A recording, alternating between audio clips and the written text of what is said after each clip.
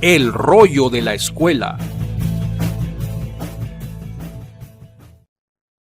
Muy buenos días, muy buenas tardes, muy buenas noches a nuestros queridos suscriptores, miembros del canal, alumnos, compañeros, incluso detractores. Mi nombre es Jesús Mendoza, soy profesor en la Escuela de Alejandría en el área de Divinidad. Y vengo a hablar de un tema muy interesante que quizás algunas personas no se hayan dado cuenta, pero que es necesario considerarlo. Este es parte de también otras opiniones que yo estaba haciendo sobre las traducciones no democráticas de la Biblia. La Biblia no es un libro para que cualquiera lo traduzca, tiene que ser expertos, eruditos, personas de alto nivel. Y también la importancia de la teología del concilio divino va mucho de la mano con lo que quiero hablar en este rollo hoy. Primero quiero aclarar, por ejemplo, para aquellos que quizá en el rollo del concilio divino hayan estado en desacuerdo conmigo en muchos sentidos, que el tema del concilio divino es algo que se aborda en la teología bíblica académica desde hace más de 80 años, literalmente. Digamos que era algo que ya se venía planteando un poco en algunos segmentos de la academia antes del descubrimiento de Roshan Ra en Siria, de las famosas tablillas de Ugarit, las cuales nos dieron acceso a un alto contenido referente a la mitología cananea, sus concepciones culturales, sus dioses y por supuesto lo que es el concilio divino desde esa perspectiva. ¿Ok? Pero previamente ya se habían estudiado algunas cosas. Aún así, es un tema muy viejo. Otro tema que es interesante, pero que también es bastante viejo, es la nueva perspectiva de Pablo. Otro estudio interesantísimo respecto a la conexión que hay entre cómo Pablo entiende la justificación y la salvación, acorde a los planteamientos del judaísmo del segundo templo, y esto fue algo que se facilitó de gran manera gracias a los hallazgos de Qumran en el Mar Muerto. ¿Ok?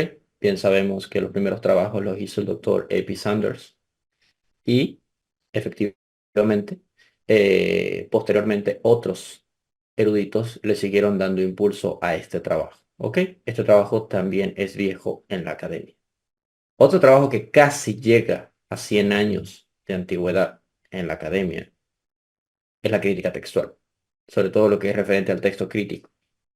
El texto crítico, y esto lo ha señalado muchas veces, pero aún así le sigo insistiendo en que tomen los cursos y diplomados respecto a la crítica textual y el texto crítico con el profesor Lucas Peláez. No tiene pérdida en lo más mínimo.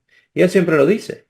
El tema y esta guerra absurda ya para mí, por lo menos en mi caso, yo no uso el texto Resectus en miles de sentidos, es simplemente no lo uso yo, no lo usa el instituto donde yo estudio, no lo utiliza la Universidad de Edimburgo, no lo utiliza la Universidad de Cambridge, no lo utiliza Oxford, no lo utiliza ningún lugar en Europa. El Textus Receptus no lo utiliza tampoco una gran parte de las universidades y preparación académica de Estados Unidos. Quienes lo utilizan son los atrasados seminarios latinoamericanos. Y lo digo con todo respeto. ¿Ok?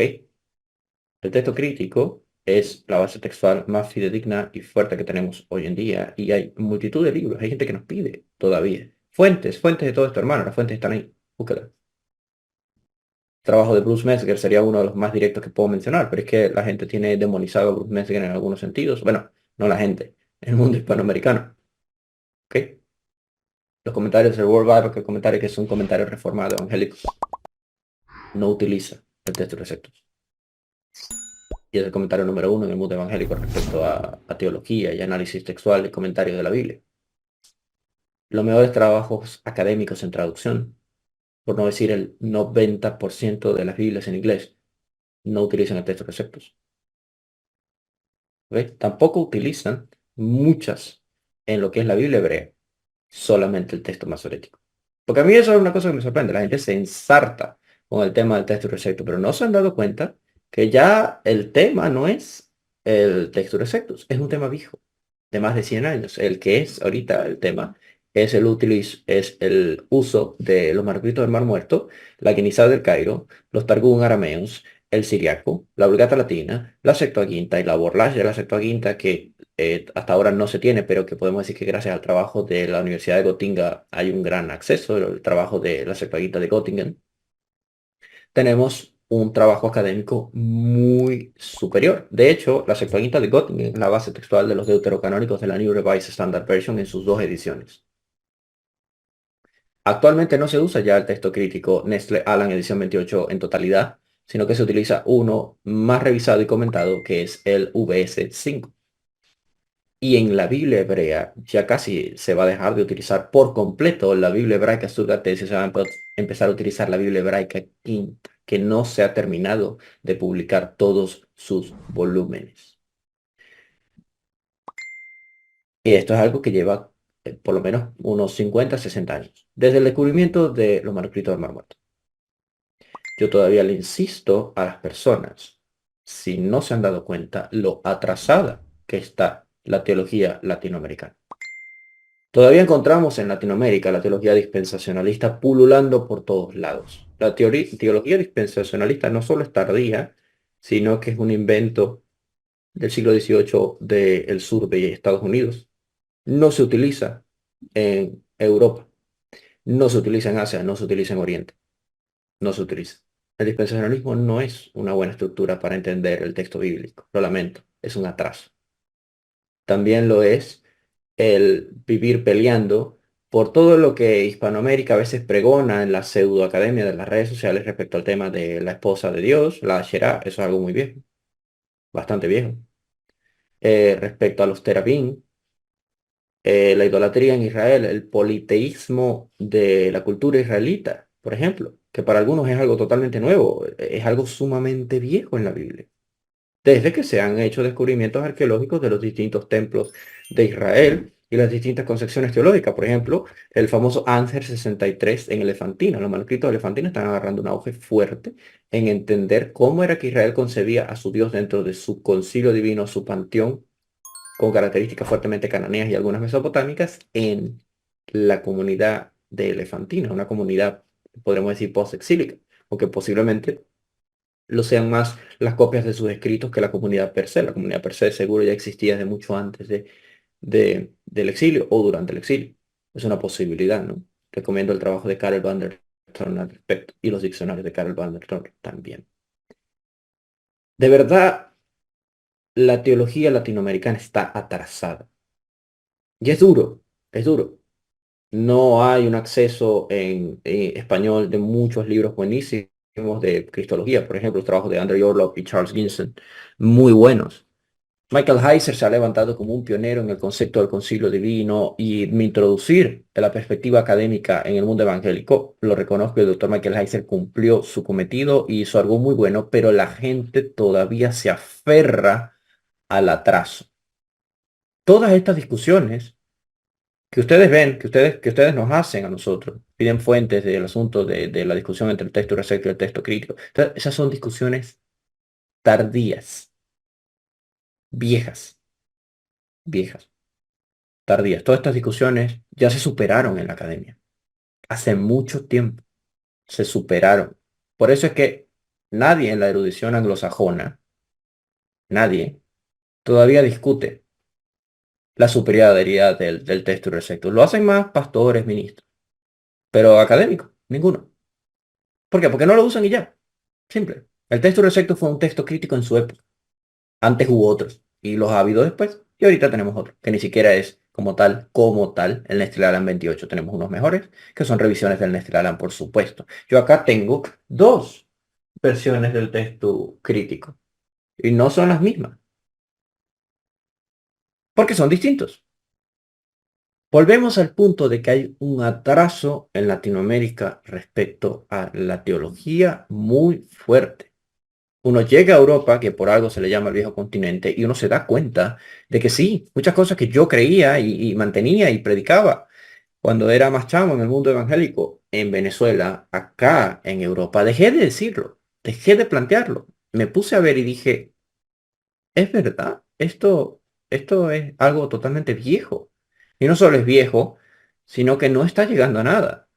La discusión del texto receptus versus el texto crítico, y aquí me dirijo a algunos comentarios que nos han llegado en YouTube, por eso creo yo que es interesante mencionar esto a la hora de abordar este tipo de temáticas. Hermano, usted no nos necesita para fuentes, las fuentes están ahí. Y no solo eso, sino que literalmente esta discusión de ustedes es un ciclo. No quieren aceptar la crítica textual, aunque ya fue súper superada. Y ustedes están encapsulados en el siglo XIX, siglo XVIII. De hecho, la discusión es más del siglo XVIII al siglo XIX. Y estamos en el siglo XXI. Y todavía nos siguen preguntando. Tenemos cursos. Si usted quiere saber de crítica textual, hay cursos con el profesor Lucas Pelar. Tenemos profesores de griego, de hebreo, William Márquez y Raúl Arce. Tenemos un profesor en el área de judaísmo del Segundo Templo, Anderson Muñoz, y me tienen a mí, profesor en el área de divinidad. Me ha tocado pasar por la crítica textual muchísimo, muchísimo. ¿Tengo problema con ella? No, para nada. Es una de las mejores herramientas que uno puede emplear. Y mi crítica textual está enfocada en la Biblia hebrea, la mía. Yo no pierdo el tiempo en crítica textual del Nuevo Testamento, porque yo acepto usar el texto crítico y punto. Y ya, cualquiera que tenga disponible a la mano que pueda serme útil. Bueno, hay variantes textuales que son particularmente importantes para los análisis que yo hago, pero la discusión ya no está ahí, la discusión está en la Biblia hebrea. Es preocupante el atraso que hay en Latinoamérica. Es preocupante que todavía se discute el concepto de ángel caído como demonio en Latinoamérica. Es preocupante que las discusiones que uno ve en internet, sobre todo por hermanos latinoamericanos, es si el diezmo es bíblico o no es bíblico. Lo del diezmo no sé qué tanto tiempo atrás ya se superó. Ustedes, mis hermanos en Latinoamérica, están recibiendo una teología masticada del siglo XVI, XVII y XVIII, que particularmente agarra fuerza en el sur de Estados Unidos y llega a Latinoamérica. Latinoamérica es el campo o el patio trasero de la teología norteamericana tardía. Por eso ustedes tienen una interpretación lineal, pero aislada de la academia. La academia que les lleva 100 años en ventaja, ok, y 100 años en comprensión del texto, no discute lo que ustedes están discutiendo, porque ustedes lo consideran algo nuevo, pero no es algo nuevo. Cuando institutos como Limud surgen con estos aires de yo sé mucho, yo entiendo mucho, lo que están diciendo no es nada nuevo. Igual que el tema del Jesús histórico. El Jesús histórico es algo desde que lo plantea el doctor John Mayer. Ok, ya falleció. El Jesús histórico es algo viejo en la academia. Y de hecho, aquí puedo extender un poco mi crítica no solo al mundo latinoamericano, al mundo hispano en adelante. Yo no entiendo cómo todavía siguen discutiendo entre el Jesús histórico versus el Cristo de la fe. Esa fue una discusión liberal, muy vieja, demasiado vieja. Anti-Wright, bueno, Pullman fue uno de los primeros en plantear, imagínense Pullman. ¿Ok? Pero podemos ir a N.T. Wright, Michael Bird, Craig Evans, que particularmente algunos lo señalan de apologetas. Bueno, sí, Bart Ehrman es el lector predilecto, pero es que incluso Antonio Piñero, Marshall, muchos otros, tienen una discusión alrededor del Jesús histórico, pero aceptan que existió, que el Jesús histórico es una realidad teológica. Y todavía vemos cristianos que dicen, no, el Jesús histórico no es cierto, eso es un invento. ¿Cuál invento? ¿No piensan que Jesús de Nazaret es un personaje histórico real? ¿Cuál invento? Sí sé que hay una discusión, a mí me parece absurda, versus el Cristo de la fe versus el Jesús histórico, porque el Jesús histórico tiene las características que plantea el Nuevo Testamento. Eso es una crítica fuerte que yo le hago a cierta línea. ¿Ok? De hecho, yo me apoyo mucho en las perspectivas de Larry Hurtado en ese sentido. El Jesús, como lo plantea el Nuevo Testamento, es el perfil que tenemos en la historia. Pasa que ustedes quieren a veces desechar o agarrar lo que les gusta del Jesús histórico y decir, bueno, este no es Si a mí, se hablan de mí, 2000 años en el futuro, y dice Jesús Mendoza no era escultor y no era ilustrador y no era fotógrafo y no era tatuador y no soy yo, no soy yo. Puede que yo les caiga muy mal, pero el Jesús histórico, Jesús Francisco Mendoza, histórico, es artista. Si ustedes me sacan a mí la parte artística, no soy yo. Ahí estaríamos entrando en el espectro de estos dos perfiles como si fuesen algo muy distinto. Realmente no. La línea yo no sé de dónde surgió. Pero es una discusión vieja. Es vieja. La Septuaginta es un documento verídico que usaron los primeros cristianos. Es una discusión vieja. Los papiros más antiguos son del siglo II y pueden venir de copias muy tempranas. Es una discusión vieja. ¿Son estos papiros utilizados en la crítica textual? Sí. Es una discusión vieja. ¿Existen dioses dentro de la narrativa bíblica? Sí. Es una discusión vieja. ¿Existe el concilio divino? Sí. Es una discusión vieja. ¿La perspectiva paulina es acorde a la teología del segundo templo? Sí. Es una discusión vieja. ¿Eran los cristianos judíos? Sí. Es una discusión vieja. ¿Yahvé tuvo esposa? Sí. Es una discusión vieja. ¿Hay evidencia de que Jesús existió? Sí. Es una discusión vieja. ¿La teología del Nuevo Testamento es judía? Sí. La discusión es vieja. Si usted todavía está encerrado en esa burbuja de discusiones, usted está atrasado 100 años. Y en 100 años hay varias generaciones. De verdad, yo le pido encarecidamente a la comunidad latinoamericana que pueda acercarse al análisis y a la academia, entendiendo que está avanzada en lo que usted entiende. Hay una conexión contextual cultural entre el Israel antiguo y Mesopotamia, Egipto y sí, es una discusión muy vieja. Este es el rollo de la escuela, que te puede tomar un momento, pero tiene fines eternos. El rollo de la escuela. Regálanos un like, suscríbete a nuestro canal, entérate cada vez que subimos contenido y compártelo en tus redes.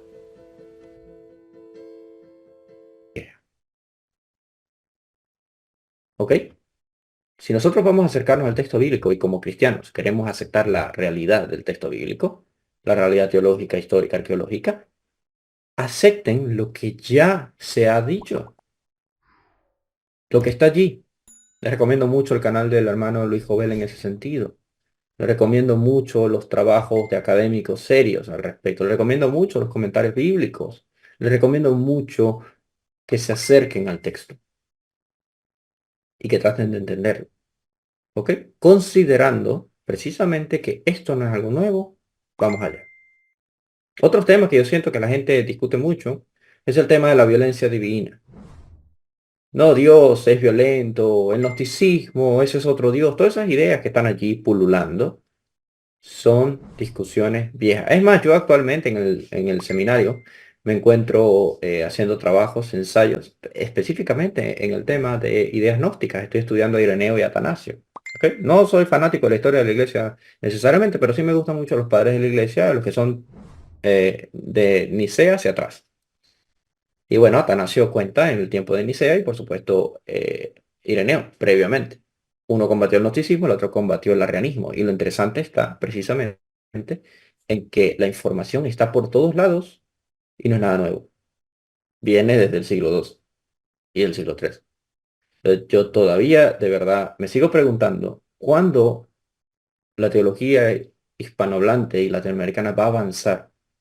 ¿Cuándo vamos a empezar a considerar otras cosas? ¿Cuándo vamos a mejorar nuestras traducciones? Y por supuesto, sí me sumo al sentimiento y me encantaría que me dieran algún proyecto así de traducir libros académicos al español, porque deberían haber más libros. Uno de los mejores comentarios en el Apocalipsis, el comentario del doctor Gregory Bale, uno de los referentes número uno del mundo en estudio del Apocalipsis. Y salió este libro ¿hace cuánto? Hace 2 años. Es verdad, está atrasada la teología latinoamericana. Les deseo un feliz día y estamos en contacto. Aquí a su servicio, como siempre, el profesor Jesús Mendoza. Y espero de verdad que podamos encontrarnos en una próxima ocasión en otro rollo de la escuela. Muchas gracias.